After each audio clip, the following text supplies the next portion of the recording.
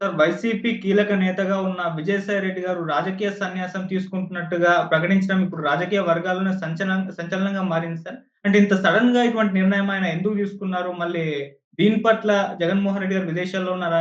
ఆయన ఏ విధంగా స్పందిస్తారన్న దానిపైన విస్తృత చర్చలైతే జరుగుతున్నాయి సార్. మరి విజయసాయి రెడ్డి గారు ఈ నిర్ణయం తీసుకోవడానికి గల కారణం ఏంటి సార్? మీ ఒపీనియన్ ఏంటి ఈ న్యూస్ పైన? ముందుగా ఆయన ఒక బాంబు పేల్చాడని చెప్పాలి.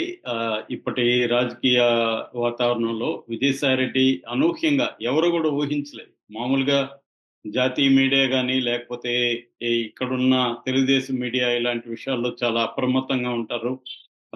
ఊహిస్తారు మామూలుగా. కానీ ఎక్కడ లీకే కాలేదసలు. విషయమే లీక్ కాకుండా సడెన్‌గా ఇలా చెప్పడం అనేది మాత్రం ఒక సంచలనం అని చెప్పాలి.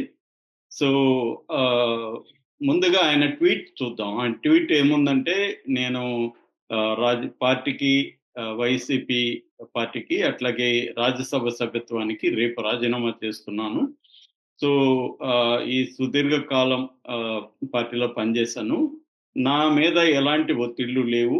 నేను డబ్బు కోసమో, ఇంకొక దాని కోసమో రాజీనామా చేయట్లేదు. ఇది నా పూర్తిగా వ్యక్తిగతం. అలాగే నేను పార్లమెంటరీ పార్టీ నాయకుడిగా రాజ్యసభలో ఫ్లోర్ లీడర్‌గా పనిచేశాను.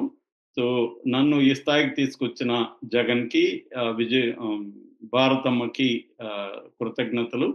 అలాగే నాకు అన్ని విషయాల్లో అండదండలు అందించిన మోడీకి, అమిత్ షాకి కూడా నేను ఎప్పటికీ కృతజ్ఞత పూర్వకంగా ఉంటాను అనేది ప్రధానంగా చెప్పాడు. సో, ఆహ్, నేను ఏ పార్టీలో చేరట్లేదు అనేది చెప్పాడు. అలాగే తెలుగుదేశంతో మాత్రమే నేను విభేదించాను తప్ప, చంద్రబాబు కుటుంబంతో నాకు ఎటువంటి వ్యక్తిగత విభేదాలు లేవు అన్నాడు. అలాగే పవన్ కళ్యాణ్ కూడా నాకు చిరకాల మిత్రుడు అని చెప్పాడు. సో, అంటే నేను రాజకీయంగా మాత్రమే వీళ్ళని వ్యతిరేకించాను గానీ, నాకు ఏ రకంగా వ్యక్తిగతంగా ఏది లేదని గూడా చెప్పాడు. దీని తర్వాత నేను నా భవిష్యత్తు రాజకీయాలు కాదు, నా భవిష్యత్తు వ్యవసాయం అని గూడా ఆయన డిక్లేర్ చేశాడు. అంటే క్లియర్‌గా ఆయన వైసీపీ నుంచి బయటికి పోతున్నట్టు కాదు, రాజకీయాల నుంచే విరమించుకుంటున్నట్టుగా మనకి అర్థమవుతుంది. అయితే ఇంత సడెన్ మార్పు ఎందుకొచ్చిందనేది ఇవాళ సంచలనంగా మారింది. అయితే దీని రిపర్కషన్స్ ఎలా ఉంటాయి?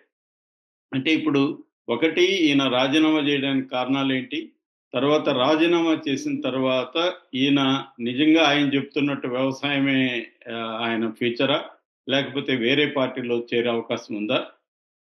మూడవది దీన్ని జగన్ ఎలా చూస్తాడు? జగన్ దీన్ని ఆపడానికి ఏమన్నా ట్రై చేస్తాడా? మళ్ళీ ఆయన్ను పార్టీలోకి ఆహ్వానిస్తాడా? ఏం జరగచ్చు? ఓవరాల్‌గా ఈయన రాజకీయ సన్యాసం అనొచ్చు మనం. రాజకీయ సన్యాసం తీసుకుంటే దాని ప్రభావం వైసీపీ మీద ఏ మేరకు ఉంటది? ఇది ప్రధానంగా ఇప్పుడు అందరూ గూడా చర్చించే అంశాలు. ఒకటి, ఆయన ఎందుకు రాజీనామా చేశాడు అనేది ఆలోచిస్తే మనకు ఇంతకు ముందుగా గూడా వైసీపీలో ఈయన సెకండ్ ప్లేస్‌లో ఉండి ఆ తర్వాత పక్కకు పెట్టేసిన వైనం గమనించాం మనం.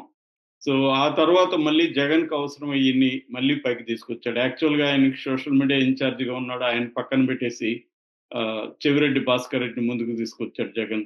అట్లాగే అక్కడ ఉత్తరాంధ్ర ఇన్‌చార్జ్‌గా ఉంటే ఈయన్ని పక్కన పెట్టేసి వైవి సుబ్బారెడ్డిని తీసుకొచ్చాడు. ఇలాగా ఈయన ఇంపార్టెన్స్‌ని వైసీపీలో తగ్గించడం మనకు కనబడుతుంది. అట్లాగే ఈయన తెలుగుదేశంతో ముఖ్యంగా చంద్రబాబుతో సెపరేట్‌గా కూర్చొని మాట్లాడడం, తారకరత్న దీంట్లో, అలాగే బాలకృష్ణతో క్లోజ్‌గా ఉండడం, ఇవన్నీ కూడా ఆయన మళ్ళీ తెలుగుదేశంలో చేరుతున్నాడన్న పుకార్లకు కూడా ఇప్పుడు తెరలేపారు.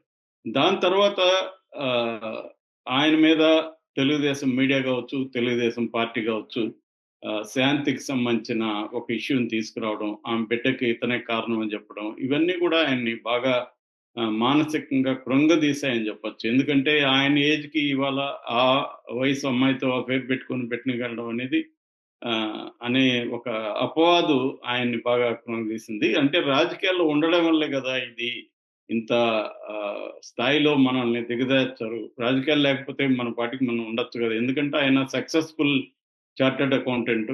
జగన్‌కే కాకుండా అనేక మంది టాప్ బిజినెస్ పీపుల్‌కి ఆయన చార్టర్డ్ అకౌంటెంట్. దాంట్లో ఆయన సక్సెస్ అయ్యాడు గూడా.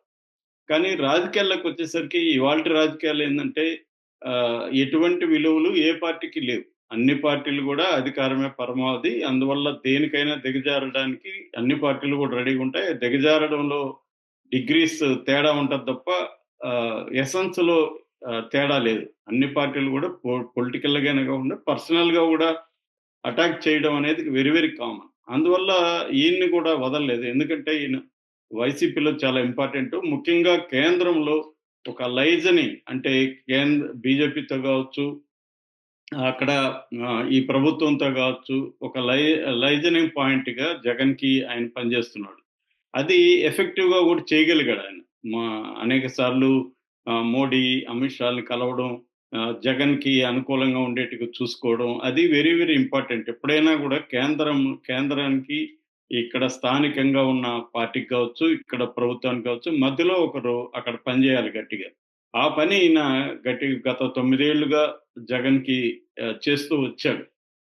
సో, దానివల్ల ఆయన అన్ని వైపుల నుంచి తీవ్రమైన వ్యక్తిగత దాడుల్ని ఎదుర్కొన్నాడు. అది ఆయన్ను ఇబ్బంది పెట్టిందా? అందుకే వెళ్ళిపోయాడా? అనేది ఒకటైతే, రెండోది జగన్‌తో ఉంటే మనకి భవిష్యత్తు లేదు. జగన్ మనల్ని గట్టిగా కాపాడే పరిస్థితి లేదు అనే అనేమన్నా ఆయనకి అనిపిచ్చిందా? అది ఒకటి. నెక్స్టు కేసులు. ఆయన మీద గూడా ఆల్రెడీ కేసులు పెట్టారు. కేసులు ఇంకా గూడా పెట్టి అరెస్ట్ చేసే అవకాశం గూడా ఉంది. అందుకని గూడా ఆయన చాలా జాగ్రత్తగా నాకు చంద్రబాబుతో వ్యక్తిగతంగా ఎటువంటిది లేదు. పవన్ కళ్యాణ్ గూడా నా స్నేహితుడే అని ప్రకటించడం వెనక కూడా అంటే రాజకీయాల నుంచి బయటికి పోయినా గూడా ఆయన్నేమన్నా వెంటాడతారనే భయముందా? ఎందుకంటే ఆయన గూడా ఏ2 అని ఆయన మీద గట్టిగానే ఉంది. జగన్ అక్రమాస్తుల కేసులో ఈయన గూడా ముద్దాయి. కాబట్టి ఇటు పవన్ కళ్యాణ్ గాని, ఇటు చంద్రబాబు గాని ఒత్తిడి చేయకుండా ముందస్తుగా బాణాలు వేశాడా? అనేది గూడా చూడాలి. అంటే ఓవరాల్‌గా ఆయన ఇటు రాజకీయంగా తర్వాత కేసుల పరంగా ఇటు జగన్ వైపు నుంచి అన్ని రకాలుగా గూడా తన ఇబ్బంది పడినట్టుగా మనకు అర్థమవుతుంది. లేకపోతే ఈ ఈ స్థాయి నాయకుడు ఎన్నో ఆటుపోట్లు ఎదురయ్యాయి. ఆయనకి జైలుకెళ్ళాడు. అన్నీ అయి కూడా ఈ ఈ స్థాయిలో వెళ్ళిపోవడం ఏంటి అనేది. అంటే రాజకీయాల్లో పార్టీలు మారడం అందరూ చూస్తున్నాము.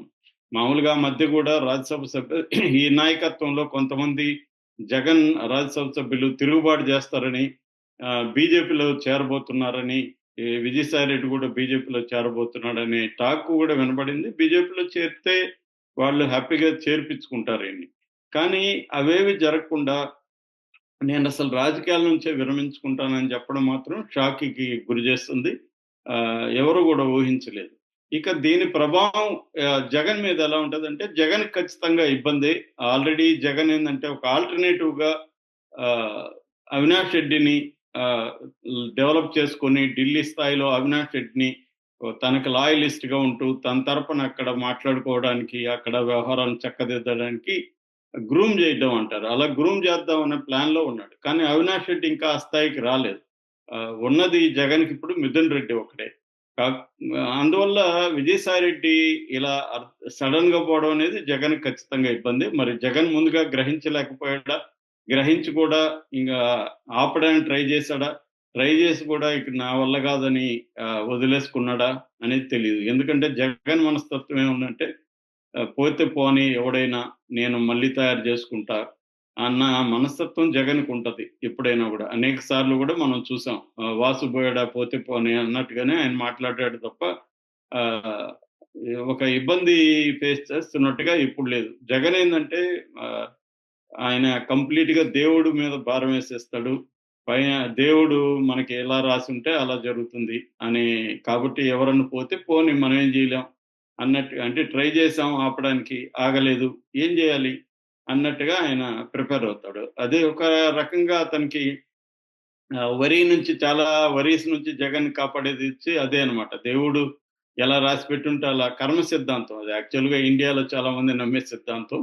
అది నమ్ముతారు గానీ, దాన్ని ఆచరించడం చాలా డిఫికల్ట్. కర్మ సిద్ధాంతాన్ని ఆచరించడం గూడా వెరీ డిఫికల్ట్. ఎందుకంటే మనం పరిస్థితులకు అనుగుణంగా మనం సఫర్ అవుతా ఉంటాము. యాంగ్జైటీ, డిప్రెషన్ అన్నీ మనుషులకొస్తాయి. ఆ కర్మ సిద్ధాన్ని నిజంగా నమ్మేవాళ్ళు గూడా ఆచరించలేరు.